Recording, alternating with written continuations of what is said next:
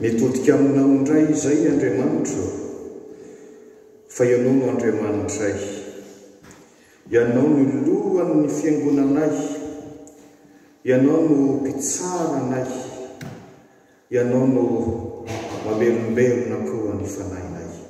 Mitenena indray araka ny fombanao fa vonim-piaina izahay. Amen. Izavy ireo jiolahy-mpiangonana na jiovavy-mpiangonana. Zany no fanontaniana ezahantsika valiana ao anatin'izao afatra ny tenin'Andriamanitra raisina amin'ny filazantsara araka amin'ny Marka 7:20 andehany 5:20 ka hatramin'ny 7:20 zao. Ny Marka 7:20 dia fantatsika mitantara ny akaran'i Jesosy tao Jerosalema. Ary ty andehany 5:20 ka hatramin'ny 7:20 ity no nandrotanan'i Jesosy ny latabatra ireo mpanakalo vola sy mpivarotra fanatitra teo an-kianjan'ny tempoly. Ary natonga an'i Jesosy ny teny mahery amin'ny andehany 7:20 hoe ny trano hatao hoe trano fivavahana ho an'ny firenena rehetra, fa ianareo kosa efa nanao azy ho zohy fioren'ny jiolahy.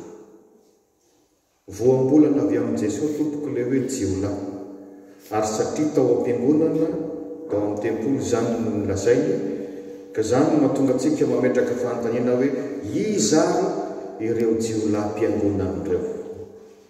Voalohany, ireo rehetra makahala ny mpiangona vaovao. Zay rehefa raisina ny afatra Jesosy ao ambadika izao fiakarany tao Jerosalema ka nandrotanany ny latabatry ny mpanakalo vola sy ny mpivarotra fanatitra izao. Tsara ho fantatsika fa ny jentilisy amin'ny heviny hoe hafa firenena, tsy jiosy zany, dia tsy mahazo miditra ao anatin'ny tranon'ny tempoly, fa eny an-tokotany, eny an-kianja ny filaza azy. Io kianja io ary mbola misy fizarazarana, mbola misy ny kianja ny jiosy misy mahana kianja ihany, dia avy eo ny vehivavy, ary amin'ny farany indrindra zay vao kianja ny jentilisy, zany hoe ny tsy jiosy hafa firenena. Tany no toerana natokana ho an'ny hafa firenena. Tsy mahazo mihoatra makary amin'ny fipetrahany jiosy ary, fa raha mihoatra makany dia azo vorona ho faty mihitsy. Efa lery amin'ny farany indrindra zany ny amin'ny hafa firenena, dia mbola tany koa no nametrahana ireo latabatra hanakalozana ny vola sy varotana ny fanatitra. Zany hoe fazatao efa mizara. Dia zao no izy, ireto le mpanakalo vola sy le mpivarotra fanatitra reto izay jiosy, mahafantatra tsara zany fandamenana zany dia zao ny hevidratsiny. Andao ampitombotsika ny isan'ny latabatritsika, ampitombotsika koa ny isan'ny biby fanatitra na tsy ho lafo daholo ary, dia amin'izay kely sisany ny toerana mba hipetrahan'ireo hafa firenena. Zany no nataon'ireo teo, ary fantatry Jesosy zany hevidratsiny zany, ka zany no anisan'ny antony voalohany nandravany ny latabatra izy ireo.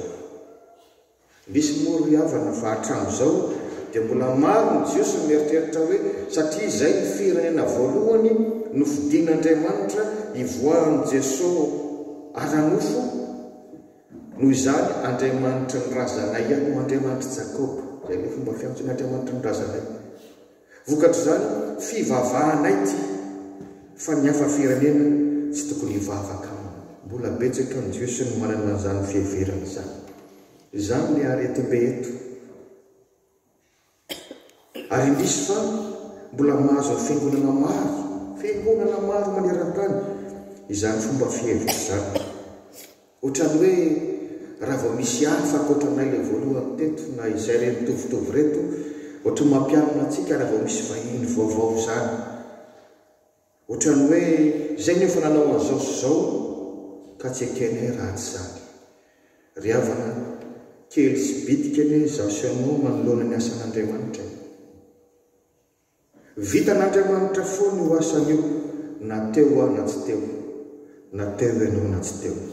raha mba ianao moa no isan'ny voalohany ny fidiny anisan'ny nanorina n'izao fiangonana izao misaora azy fa fitiavana sy famondram-po zany fa tsy izany no anaovantsika toetra tsy zaka amin'izay olona mety tonga taty afara tsaro fa sady tsy ahy no tsy anao ny fiangonana fa aniza an'Andriamanitra mba halavao hoe le efijekerina hoe fiangonana Jesosy Kristy fa raha izay zao sy anao mandalo kely eo amin'ny ampanana tantara fotsiny ka raha isika no manana toe-tsaina manao hoe anaiky izay mety voalohany izay no nanao zao io le ambaran'i Jesosy hoe ataona mpangalatra ianao Jesosy tompon'ny fiangonana ianao ndray no misandoka ho tompony jiola amin'ny teny frantsay moa ambarina hoe mpangalatra ny dika teny malagasy misy manao hoe jiola mahavariana sy mampalahelo tokoa no mahita hoe misy olona vaovao tonga ihany miara-mivavaka fa tao volana vitsivitsy dia tsy hita tsony za miara-maika aminareo no hoe misy olona mba tonga mitsiditsidika mbo mizahazaha fotsiny dia mandeha izy avy eo misy tokoa zany fa tsy zany avokoa izy rehetra fa naninona no tsy naharitra izy ireo sao dia mba nanao tahaka an'reto jiosy reto tsika sao sanatria avy amintsika avy amin'ny toetra ratsitsika no tsy nampaharitra azy reny mila samy mandeny tenitsika amin'izao karemo zao inona no jiolahy-mpiangonana na jiovavy-mpiangonana faharoa ireo izay manao tsy hatamana ny mpivavaka manao izay tsy hatamana ny vavaka teo zany a le miditra voany ampidirana misy dia fasiakanana kely sisa toerana miverena amin'izay nareo zay ihany ny zakany kanja sisy fa eto indray rehefa mba tafiditra atao izay tsy hatamana azy tsara aloha manamarika amintsika fa ny lalam-pivavahana jiosy tamin'izany dia mametraka fa ny vola jiosy ihany no azo atao fanatitra tao amin'ny tempoly ny vola jiosy ihany nefa rehefa fety tahaka an'io pasika jiosy io zany zao zay naraloton'i Jesosy navadiny pasika kristianina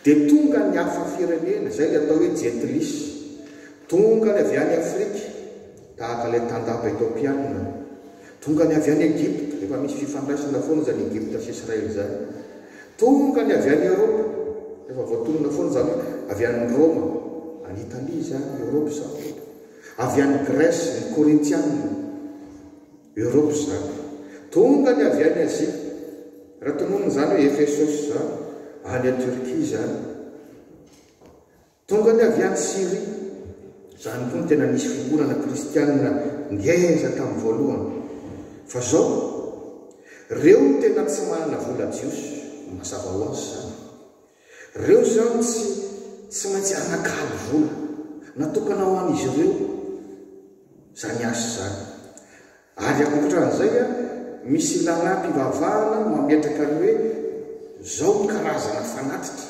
arakaraka ny fahotana nataonao arakaraka ny fidiarana tianao atao dia misy be dia be zany karazana fanatitra zany biby izy ireny mazava ho azy fa lay hafa firenena avy any amin'ny fiavintany dia tsy ahazaka an'izany biby zany reny no tena mila mividy ireo fanatitra ireo zao anefa ireo jiosy mpanakaly voly ireo dia ninina mpiakatra ny sanda ny fifanakalozana zany moa zao no malaza nampiakariny ambony be ny sanda ny fifanakalozam-bola mba hampijaly amin'ny otra le vahiny reto nampiakariny ambony be koa ny vidin'le biby fanatitra roa no anton'izany hevidratsy zany mafisina ihany voalohany fanehoana trano ny fankalana amin'le vahiny ary misy tafiditra dia atao zany zay tsy mahatamana azy atao lafo indray le zavatra tsy maintsy vidiny ary noho ny fitiavam-bola tafahotra dia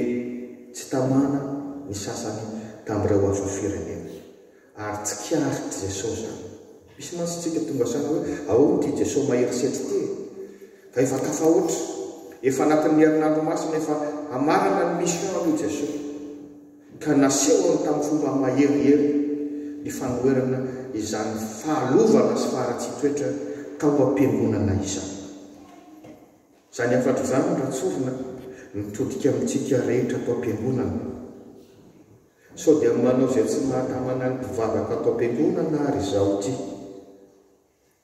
mila mandiny tena. Sao dia manao zay tsy mahatamana ny mpivavaka atao am-piangonana ary isika ity sanatria tratrany masirasira ny fariseo araka ny nampitandremany tompo. Ny fariseo mantsy dia zay ny tena lazany, sady tsy miditra ny fanjakan'ny lanitra izy no sakanany koa ny olona tsy hiditra. Zay le hoe raha maty aho mampiasa rahavana. Ny fariseo na vao manao hevitra fotsiny ary dia fantatra ny hoe tsy manam-ponoana zany, tsy manam-pitiavana zany, manao zay atamana, manao zay tsy atamana ny maro satria feno fanavakavahana sy fanirikiliana. Mazava nefa ny tenin'i Jesosy Matteo 7:22 izay tsy miara-mamory amiko dia manahaka. Mety manahirana ny maro antsika angamba izay amin'ny teny gasy manahaka zany, manaparitaka ny dikany zany. Rehefa tsy mamory miaraka amin'ny Jesosy dia manaparitaka ianao zay.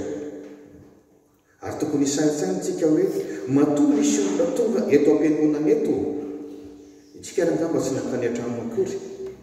Ny fanahy masina ny rahan'Andriamanitra mety naniraka olona niasa tamin'ny olo tonga teto. Pasolazako hoe ny tompo zany no nitarika ny olo tonga eto. Nefa isika ato anatiny sanatria ho aho manao zay tsy atamanana zany olona zany. Zany hoe tsika zany no mangalatra amin'ilay zavatra le olona efa niasan'ny tompo mafy mba ho tonga ty am-piangonana. Ary zany no mahatonga azy milaza sy miteny mahitsy hoe jiolahy mpangalatra. Fahatelo sady farany, iza ary zany jiolahy am-piangonana sy jiovavy am-piangonana zany? Ireo laza azo mpanompon'Andriamanitra nefa manompo ara-tomba fotsiny. Rehefa ny fombafomba fotsiny sisa no anompontsika an'Andriamanitra dia mazava ho azy fa tsy tena vokatry ny fotsiny. Ary mazava ho azy fa na eo amin'ny vahoaka dia tsapany hoe tsy misy aim-panahy izy zany. Ary adinina amin'izany isika rehetra mpanompon'Andriamanitra. Zany koa dia manao zay tsy mahatamana ny mpivavaka ao am-piangonana. Tiana milaza amintsika zany fa tena asa am-piangonana tamin'izany no nataon'ireo mpanakalo vola sy mpivarotra biby atao fanatitra ireo. Mafisika ny araka ny nambarako teo hoe satria tsy maintsy vola jiosy ihany no azo atao fanatitra. Ary ny faharoa, misy lalàna, misy pitsipitsy ny milazany hoe toy izao avy ny karazam-panatitra arakarak'izay antony anaovanao azy. Arak'izany tena manao ny asa fanompona atao amin'ny tempolo ireo olon'ireo. Fa tsy hoe maikitsika tonga dia ezakazaka manao hoe tsy mahazo mivarobarotra zavatra tsony any am-piangonana. Tsy zany le hevitra tiany Jesosy ambara eto. Fa zao no lazany Jesosy hoe tena jiolahy veriko tsara manao ny asa mpanompoana am-piangonana tahaka ny pastera mitokoteny manao batisa, tahaka ny diakona manatirakitra mampandray, tahaka ny braontsapana manao zay fanompona amin'izay sara fanompona. Fa zao tsy misy fahatahorana an'Andriamanitra intsony ireto tompon'andraikitra reto lazainy fa mpanompon'Andriamanitra reto. Tsy misy fanajana an'Andriamanitra intsony, tsy misy fitsinjovana ny mpiara-mivavaka intsony. Mandeha amin'ny fahazarana fotsiny, endrika ivelany fotsiny. Ary io le averimberin' Jesosy ao amin'ny filazantsara tahaka ny eo amin'ny Mateo 10:19 manaja amin'ny olony fa ny fony lavitra azy. Jiolahy am-piangonana hoy ny tompo mamono ny aim-panahy zay tokony amelona ny fiangonana.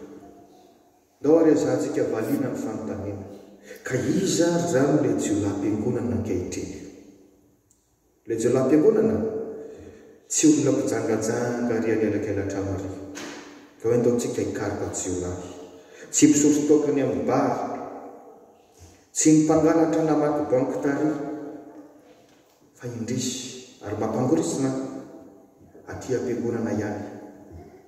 Amin'ny fiangonana maneran-tany ny tompo no mitsara sady milala hoe misy jiolahy am-piangonana.